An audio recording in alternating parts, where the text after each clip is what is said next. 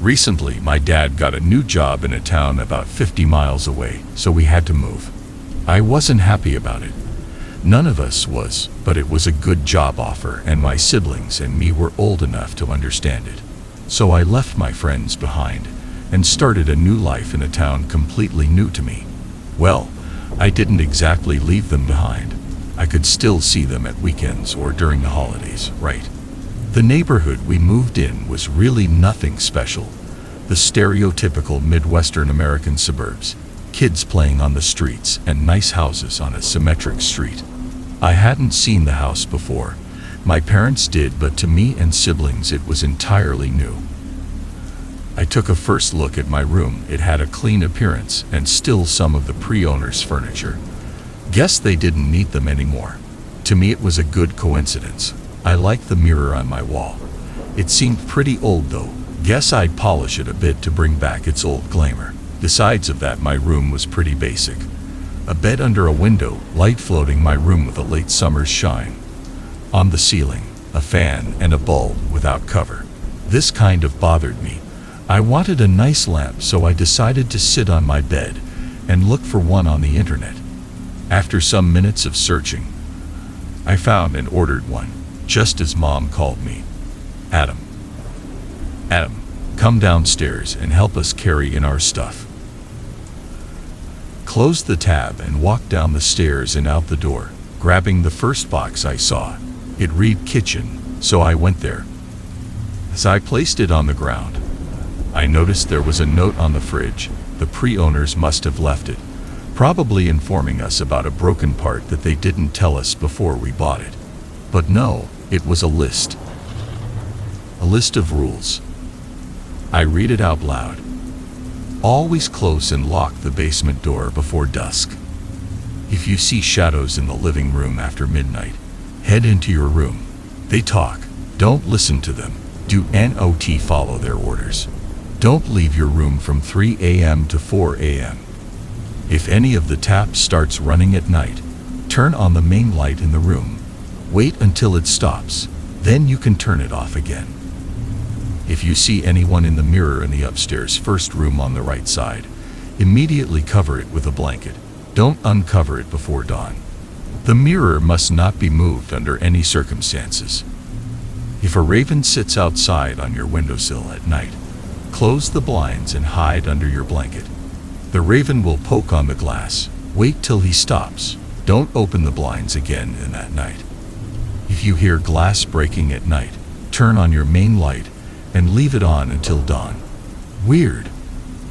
Are they trying to prank us? They must be. Suddenly my dad came in the kitchen. He saw I was reading the note and stood beside me, also reading it. He chuckled. Do they really think I'm falling for this? He ripped the note off the fridge and threw it in the trash can. Then he continued carrying in boxes.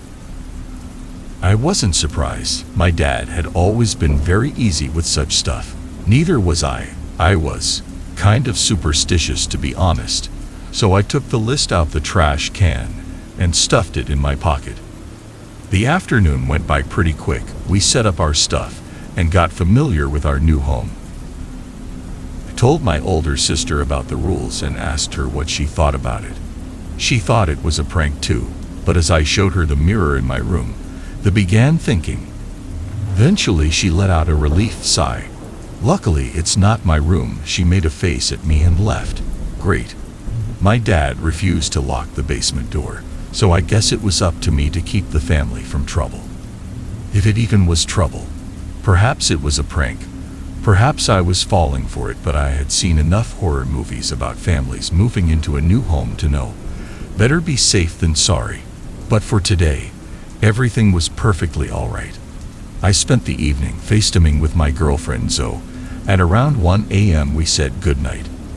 I missed her. We had been together for about a year now, and I was kind of an overthinker, so I spent the next minutes thinking about us, about other guys in our hometown that may like her. What if she met one she liked too? Her boyfriend was far away. He wouldn't notice.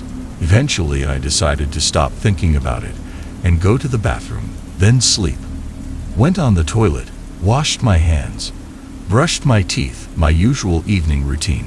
Just as I was about to leave, I recognized the tap was running. Not much, just a few drops. But it wouldn't stop. Sure, it's an old house, about 40 years old, but I didn't want to take any risk, so I took out the list and read it. I knew there was something about it. Indeed, there it was, rule number 4. I reacted quickly, turned on the light and waited. Eventually the tap stopped running. Weird. Was there really something about this list? I got curious, but on the other side, I didn't want to see what happened if I disobeyed the rules, so I'd just leave it with it. I went back to my room and fell asleep pretty quickly. They say whatever you dream in your first night at a new place will come true. I didn't dream anything, or at least I don't remember. It was a tight, relaxing sleep. I woke up at around 9 a.m. Decided it had no purpose to try falling asleep again, so I went downstairs. It was long after dawn, so I would unlock the basement door. Then I suddenly realized, what if I kept it locked all the time? Wouldn't that be easier? The rules said nothing about it, but I also didn't want to gamble. I unlocked the door and went in the kitchen to have breakfast, but I couldn't eat much. Eventually my thoughts drifted away. What if I was not at home to lock the door someday? What if I broke a rule? What if one of my family members broke a rule? How long will we live here? Will I have to take care of everyone living here forever? Was it all really just a prank and I was going insane about it? It was Mom who ended my thinking. She came in through the front door, placed her keys and some bags of groceries on the table, and told me to help her carry in the rest. Quickly put on my shoes and helped her. She handed me a big bag filled with ice cream, frozen fillets, peas, and some other stuff. There's a large freezer in the basement. Can you put it there? She said. Her words sent chills down my spine. I didn't want to go into the basement, but if I told her why, she'd probably drag me to see a therapist. Sure, no problem, I replied, grabbed the bag and went into the basement. It was dark, some bulbs were broken, and the stairs creaked. I didn't want to spend more time than necessary down here. I didn't even know why the door should be locked at night. The freezer in the corner of the room seemed pretty old. We don't have one like that, so I expected the pre-owners had left it here. Opened it and stood in shock for what felt like minutes. The freezer was filled with parts of human bodies, definitely from more than one person, cut off with what seemed like a saw and wrapped in plastic. I could see legs, arms, and even an eyeball. The parts were laying on a grid. Beneath it was a pool mixed of blood and water. The smell was horrible, stinging in my nose. Just as I stood there, my mind trying to process what I was seeing, the eyeball moved. It actually moved, now looking right at me, dead into my eyes. It even blinked at me, watching me with interest, awaiting my next action. My hands were so in shock that I dropped the bag. I felt a cold, icy wind blowing around me. I was in the basement. How was this possible? It was almost like I could hear someone whisper in the breeze. Eventually, I turned around and ran up the stairs. I stumbled twice, but I could keep myself going. As I was finally back in the foyer, threw up on the ground, tears running down my face. Mom saw me and came up to me. "Dear, are you all right? What happened?" I didn't know it either. I still couldn't comprehend what I had just seen. I managed to point at the door with my index finger. My whole arm was shaking. Mom turned around. I heard her go down the stairs, open the freezer and scream. She was screaming in shock. She quickly went upstairs. By her look, I could tell she was equally freaked out as me. Mom called the police. Then we waited. The 2 responding officers wanted us to show them what we found in the freezer. They seemed unnaturally calm for what we had just told them. When we opened the freezer, one officer held a cloth before his nose. The other, older one, didn't seem to care. He told us there had been an incident in this house some years ago. What we found in the freezer simply were evidences they had forgotten to collect. Forgotten. How can you forget a freezer full of parts of human bodies? However, the officers told us they'd send someone to get them, then left shortly after, so we were home alone again with a freezer full of bodies. Dad was at our old home, doing some paperwork and getting the remaining boxes of our stuff. My sister was at the mall. She had already made friends in this town. I spent some hours in my room, streaming shows and texting with Zoe. I could tell she was worried, and so was I. I couldn't stop thinking about the things I had seen in the freezer. The older officer said there had been an incident at our house. What did that mean? Simply Googled our address and instantly found some newspaper articles. Apparently a murderer used to live in this house. He would kidnap his victims, then slowly get rid of them in the basement, and also eat them. I nearly threw up again while reading the article. I had to get a clear mind, put on my shoes and a hoodie, and headed outside for a walk. The air was fresh and I could feel it clean my mind. For a brief moment I felt relieved, my head finally empty. But it didn't last long, just until I reached the end of the street and realized I had to go back into the psycho cannibal house. Now I had no doubts anymore. The list of rules wasn't a prank. It was a guide to surviving whatever was haunting this house. Back at home, I saw Mom arguing with Dad. They were yelling at each other. The topic obviously was the freezer in the basement and the house Dad had bought. How could you let your family move to such a terrifying place? Mom yelled. Dad was about to answer when he recognized me coming in. Hey Adam, where have you been? Outside, I replied. Then I asked him, will you lock the basement door now? I could tell he was confused. What do you mean? Why should I? There's no. I'm sure the list was there for a reason. I interrupted him. Mom and me looked at Dad now. You're crazy. I didn't think you'd fall for such a weak prank, Dad said. Prank? Come on, you know it's not a prank. Mom shouted at him. They began arguing again while I headed up to my room. I knew it was no prank. I had seen the eyeball stare at me with its pale, waiting look. As I arrived in my room, I noticed the mirror wasn't there. He wasn't in my room, he had been moved. It wasn't me. I knew the rules, it had to be one of my parents. I ran down the stairs, bumping into my still arguing parents, interrupted them with a cracking, have you moved the mirror in my room? They looked at me, irritated. Mom began to speak calmly. Yes, dear, I took it in the garage because I thought you wouldn't wah. I didn't hear the last part. I hurried to the garage. I had to get the mirror. Shit. Rule 6. The mirror must not be moved under any circumstances. I was totally freaked out, looking for the mirror in the garage, throwing boxes around and dropping Dad's tools all over the place. It wasn't there, just as I went outside the garage again, heading for the main door of the house. Saw something that would cause my stomach to hurt. Realized the sun was setting. I was frightened when I entered the house again.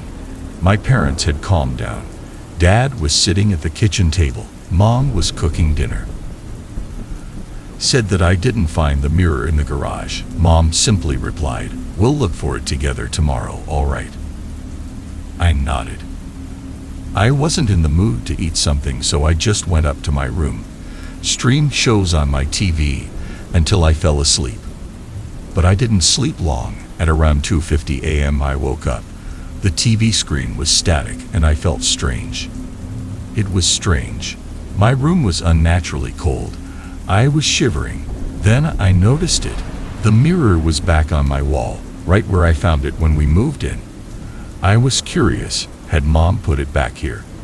Why should she? She said we'd look for it together. While I was thinking, I recognized a quick movement in the mirror. Just for a short glimpse. My hackles raised. What had I just seen? Stood up and moved closer to the mirror, now standing right in front of it. For a while, there was nothing. I just stood there, alone in my room, lighted up from the static screen, and the bright moon shining in.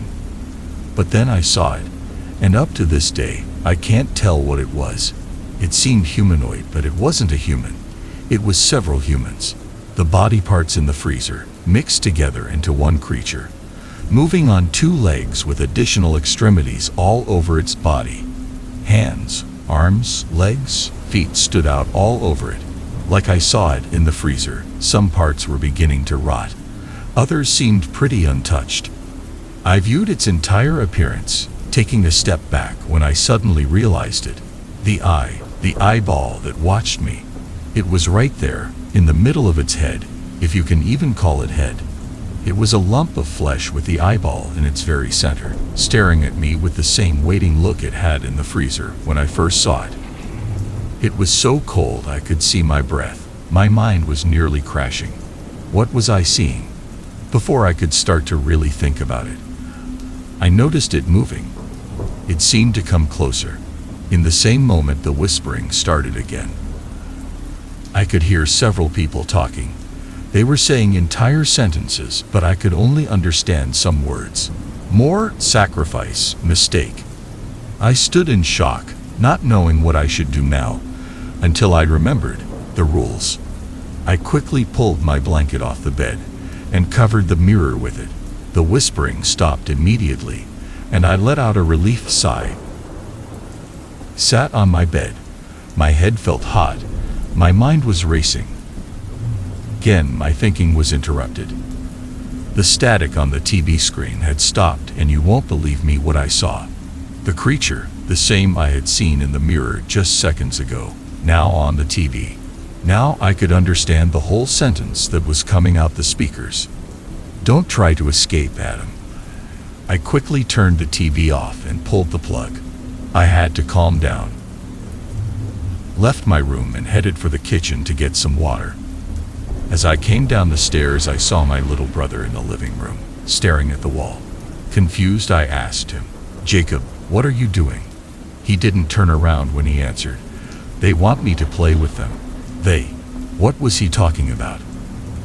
Oh shit. I realized what he was staring at. Shadows. All over the wall there were dark shadows. They were moving, dancing. It was almost hypnotizing. I jumped down the last stairs and ran to Jacob, grabbing him by the shoulder and pulling him away from the wall. Now I could hear the shadows too.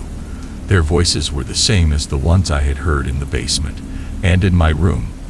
Were they the souls of the former people? I didn't think about it for long, just pushing my brother out of the room, towards the stairs. "Okay, Jacob, go to your room and sleep. But Adam, do what I told you." He went upstairs but stopped several times, looking back to me.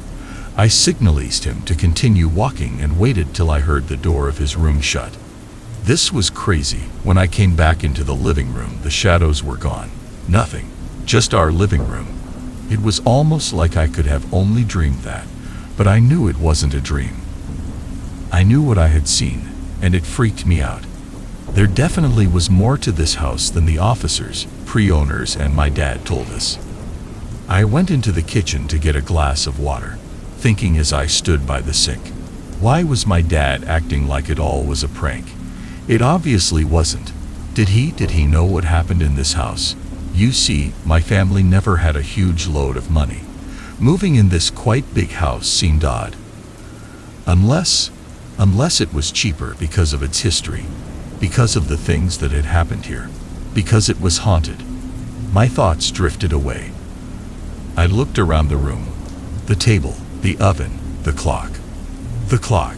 It read 2:58 a.m. Chills ran down my spine. I remembered the third rule. Don't leave your room from 3 a.m. to 4 a.m. That's it. I had enough. I wanted to go to my room quickly and sleep, forget about all this until morning, then confront Dad with all the things I had seen in this haunted house.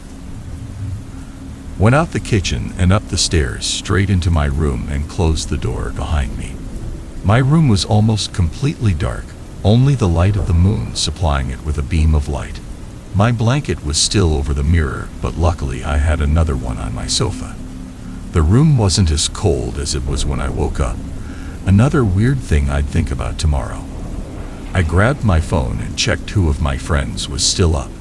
Thank God Nick, my best friend, was. I explained the situation to him and told him everything that had happened. Luckily, he believed me. It was good to have someone who didn't ignore you. I spent the next hour texting with him until I eventually fell asleep again. I woke up in the late forenoon, sunshine glimmering in my room, letting particles of dust dance in its light. It was so peaceful. I could hear the chirping of birds and cheerful screams of kids playing outside. I got up and uncovered the mirror, throwing the blanket back on my bed. Then I had a quick look into it. Nothing, just me. I seemed a bit tired, not from a lack of sleep but from a lack of peace. The past days had been horrible. That's definitely not the kind of welcome gift you want to have. Went downstairs and unlocked the basement door. Then I went into the kitchen, preparing myself to confront Dad. But he wasn't there. None of my family members was there, except my little brother. "Hey Jacob," I said, "where are the others?" He looked up from the bowl of cereal he was eating and told me, "Lucy is with some friends. She'll probably stay overnight. And Mom and Dad, shopping." "All right then," I muttered, also grabbing a bowl and filling it with cereal and milk. I sat across my brother and began to eat. "Adam," Jacob suddenly asked. Was the only response I managed to give him. Jacob only poked around in his bowl. He looked concerned. I quickly swallowed and asked him, "What's wrong?" "I had a strange dream last night. I dreamed I was in the living room and there were shadows on the wall, and they talked to me." Just sat in silence for a moment. How should I react to that? Couldn't tell him it wasn't a dream and the shadows had actually been there. He was just a kid, he would totally lose it. So I simply replied, "Don't worry, it was only a dream." But it wasn't. The shadows were real, the whispering was real, and this creature was real too. I began thinking about it. Would it stop to haunt this house if the police collected the bodies in the freezer? When would they come to collect it? Would they even come? It's been almost a day now, and I'm pretty sure it doesn't take long to radio for someone who picks them up. We lived in a quite boring area. The incident in this house was the most exciting thing in 20 years. Murders didn't happen every day here, so yes, I'm convinced they should have come already. After we finished breakfast, I put the bowls in the dishwasher and headed back into my room. I hadn't much to do, so I would finish the show I was streaming and maybe look for a new one. Holidays really are boring if you don't have anyone to spend time with. I had no one in this town. My friends, my girlfriend, everyone except my family was 50 miles away. The only way I could communicate with them was texting or FaceTiming. At least something. Imagine I had lived 100 years ago. I would have had to write letters and wait days for an answer. I definitely preferred the modern world. The day went by pretty fast. Mom and Dad came back at around 3 p.m. They had bought some pillows and a new closet for their bedroom. I helped Dad carry it in. As we sat on the bed in my parents' room, I told Dad how the mirror had suddenly been back in my room and what I saw in it, and on the TV. I also told him about Jacob standing in the living room, staring at the shadows, and how he now believed it was a dream. Dad still didn't seem to care. "Well, why do you think it wasn't a dream?" he asked me. "Because I saw it too, and the monster in the mirror and on the TV. Why won't you believe me? There is no such thing as ghosts or monsters. I didn't think I'd have to tell that a 16-year-old. You're simply missing home and aren't familiar with this new house yet. Did you know about the murders that happened here?" Quickly asked him. Dad seemed surprised, but he answered calmly, "I'm not gonna lie to you, Adam. Yes, I knew it, and I didn't tell you all about it because I knew it would freak you out, just like it does now. You let us live in a murderer's house and believe the crazy shit going on here. doesn't have anything to do with it. Adam, there's no crazy shit going on here. I told you before. His voice turned louder. Mix of disappointment and anger. Probably more anger. It had no purpose talking to him. He would stay stubborn, not letting anyone criticize the perfect house he had bought. I left the room and went downstairs, where I ran into my mom. She seemed to get ready for something. "Are you going out?" I asked her. "Yes, dear. Your father and me have been invited by the Johnsons, the couple that lives down the street. We would have taken you with us, but they'd rather get to know only us at first. Sorry, Adam." She gave me a quick kiss on the cheek and told Dad to come downstairs. As they went outside the door, Mom told me, "We will be back sometime after midnight. There's chicken in the fridge. Bye, sweetie." The door closed, and I was home alone with my brother and whatever else was in here. Jacob and I watched some TV in the living room. Well, he was watching. I spent most of the time texting. Eventually, he said he was tired and went upstairs. I made sure he closed the door behind him. It was now 11:30 p.m. and my hunger kicked in. I went into the kitchen to get the chicken Mom had told me about. Put it in the microwave, waited. After pressing the button exactly 1 second before the shrill ping sound, I took the chicken out the microwave, got a drink, and headed back into the living room. After sitting down, excited to enjoy my meal, I perceived a noise which would send chills down my spine immediately. The sound of a glass breaking, coming from the kitchen. I stood up fast. I wanted to investigate the sound, so I turned on the light in the kitchen. But I saw no glass, nowhere. For a brief moment I thought my mind was playing tricks on me, thinking I had been so exhausted from the past days that my senses weren't working well anymore. This short moment of doubt ended as I heard another noise behind me. No breaking glass, no noise you'd expect to hear if you're home alone, and definitely no noise you'd want to hear if you're home alone. The growling, right behind me. I stood in shock. The noise seemed close, but not too close. Slowly turned around, hoping for the best. Maybe a stray dog who entered our house through an open door. But I expected the worst, and as I saw it, my worst expectation turned out to be true. It was the creature I had seen in the mirror, the familiar eyeball watching me. I had forgotten to lock the basement door. I stood in shock, facing the creature. Watched it, and it watched me back, the same look I was so familiar with.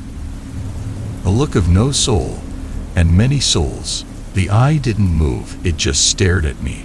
Interested in me. I was curious too, but not in a good way. Chills ran down my spine, and I didn't move. It was almost like I had forgotten how to move. This creature, this monster had a certain flair, something I had never experienced before.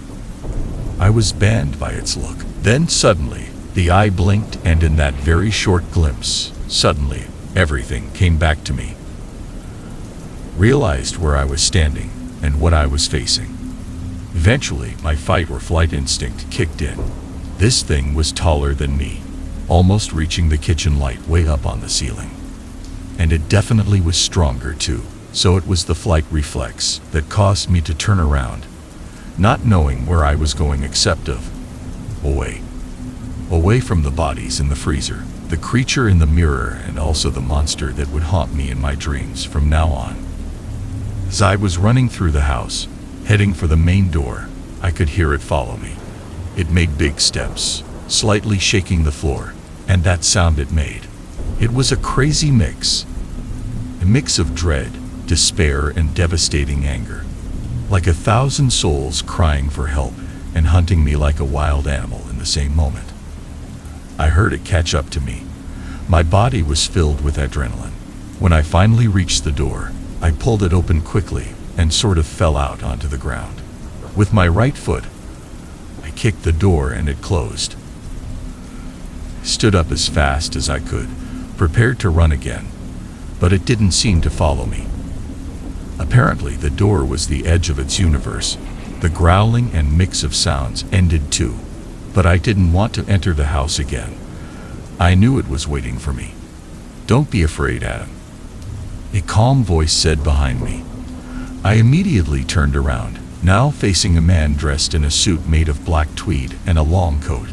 He was wearing a hat too. The man looked like he was in his late 40s, and he seemed so unnaturally calm and relaxed that I was confused for a moment. "Who are you?" I asked him as I got my mind together. "That does not matter, Adam," he responded. "Why do you know my name?" "I know a lot of things, Adam. Some people would even describe me as omniscient," he chuckled. "See, Adam, why don't you sit down with me?" He sat down on the curbstone by the street. I approached him a bit but didn't sat next to him. He was like the exact opposite of the creature hunting me. So nice, so calm, so polite. "Adam," he began talking again, "you see, the monster that is after you is equally afraid as you. They don't know what to do. They are captured and believe they will never be able to escape. And so they want more to be with them, to spend eternity together, to suffer together. I asked him, "Who is this thing?" The man smiled at me. "All of us, and none of us." "I don't understand," I replied. "You don't need to understand. There are a lot of things in this world that you don't understand. But you also don't have to be afraid. What is your biggest fear?" "Probably death." "Well, not death itself, but the uncertainty what comes after it. And I understand you. Who knows what comes after death?" He gave me a thinking look, raising his eyebrow. Then he smiled again. "I probably. But what does that have to do with this creature?" "Nothing, and everything." But I turned around to watch the house again. It was exactly how I left it. But what is the... As I turned around again, the man was gone. No trace of him, nothing. I was confused as never before in my life. My mind was crashing. It was like one of those Datamosh memes. But it's not as fun if you experience it yourself. The burn in your brain, the stinging in both temples and cold sweat covering your entire body. I knew I had to enter the house again, even though I didn't want to. But I had to get in there. I couldn't sleep on the street or wake up the neighbors. Besides of that, my parents would be back in a while, wondering how me and my brother were doing. My brother. I tore the door open again and had a quick look inside. No monster, just our usual house. Slowly went back inside, still anxious but also worrying about Jacob. As I came into the kitchen, there was still no sight of the glass I heard breaking before. It was perfectly silent and clean. I went up the stairs fast and opened the door of my brother's room. He was asleep. His sleep seemed pretty tight. I didn't want to bother him, so I went into my room to calm down. I closed the door and switched the light on. It were only a few steps to my bed, but I didn't make it. As I was halfway there, I heard the growling again, now coming from directly behind me, just inches away. I knew what it was, and I also knew I couldn't escape, and the creature knew it too. It was standing right between me and the door. So I turned around.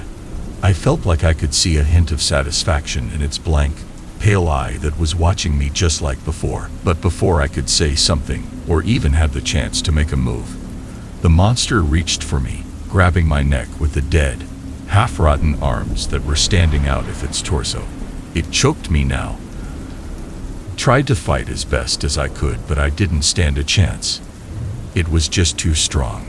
Then it threw me on my bed, letting me breathe for a second, like it wanted me to survive, at least for a moment.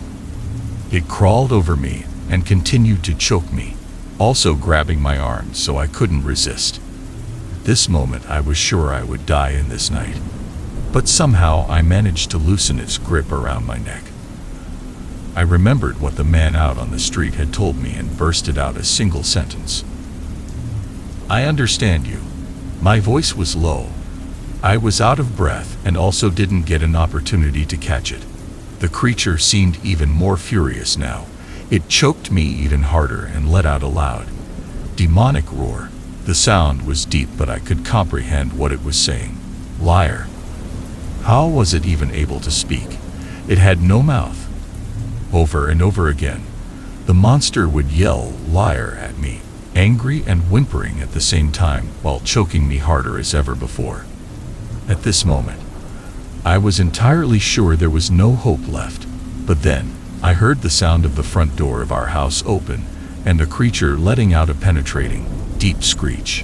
The last thing I heard before passing out. Woke up in hospital. It was a fresh morning, and I witnessed birds chirp through the open window. Mom was sitting by my bed. I could tell she hadn't left me since I had been brought here. Felt relieved as never before in my life. Had not died, and that was the only thing that mattered. The next days went by pretty fast.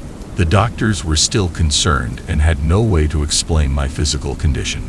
Besides of the obvious marks on my neck, also had frostbites all over my body.